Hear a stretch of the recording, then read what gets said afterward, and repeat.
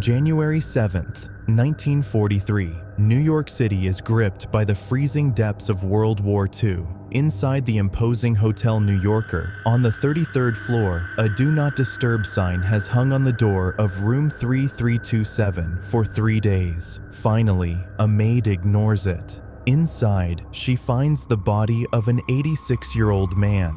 He is frail, pale, and utterly alone. He died destitute, owing the hotel thousands in back rent. It was an ignoble end, because this wasn't just any old man. This was the man who illuminated the modern world. This was Nikola Tesla, and his death was only the beginning of the final mystery.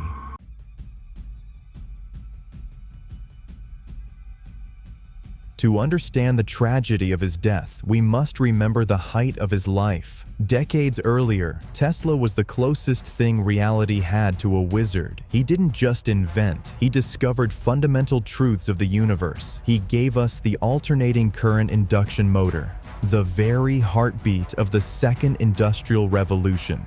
He tamed Niagara Falls. He demonstrated wireless communication years before Marconi. At his peak, he was a celebrity scientist, dining with royalty and captivating the world with bolts of artificial lightning. He had fame, he had funding, he had the future in his hands.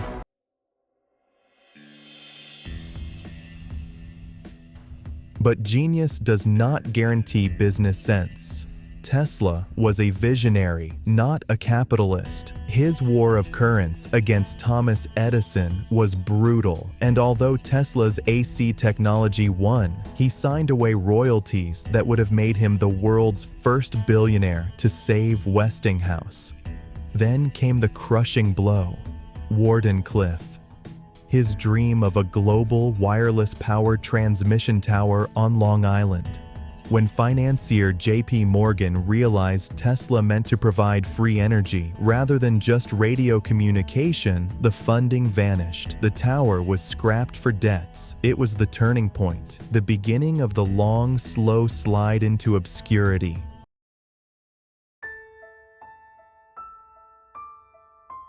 By the 1920s and 30s, the Titan had become a ghost. He bounced between New York hotels, the Waldorf Astoria, the St. Regis, the Governor Clinton, leaving when the debts became insurmountable. He became known not for his inventions, but for his eccentricities.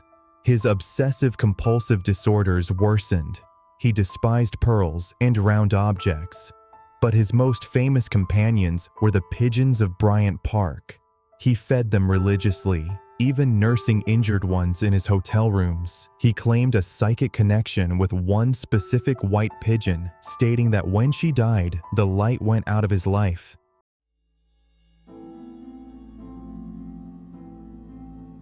Which brings us back to January 1943.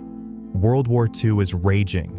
Tesla, in room 3327, is suffering from a severe heart condition and complications from being struck by a taxi years earlier.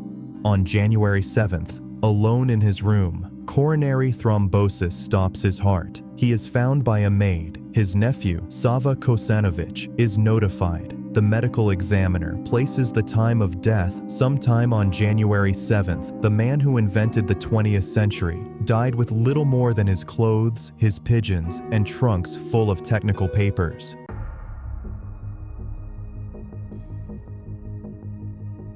But the story doesn't end with his last breath.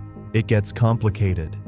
Within hours of his death, some sources say before the body was even removed, agents from the US government descended on the Hotel New Yorker.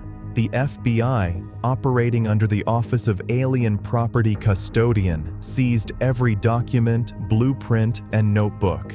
Why? Because in his final years, Tesla had spoken widely of a teleforce weapon, a particle beam projector, often called a death ray, capable of bringing down thousands of airplanes. The government couldn't risk that falling into Axis hands. They hired an MIT professor to evaluate the papers. His name, John G. Trump. Yes, Donald Trump's uncle.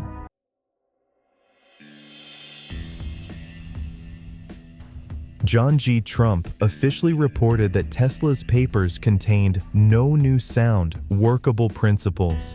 The papers were eventually released to his family in Belgrade, but the swiftness of the government seizure fueled decades of speculation that continues today. Nikola Tesla died broke on January 7, 1943. Yet every time you flip a light switch, charge your phone, or use Wi-Fi, you are living in the world he envisioned. He sacrificed everything, wealth, love, sanity, to bring fire to mankind. His death was tragic, but his life was incandescent. If you enjoyed this deep dive into history, please hit the like button, subscribe, and share this video. It helps us keep illuminated the stories that matter.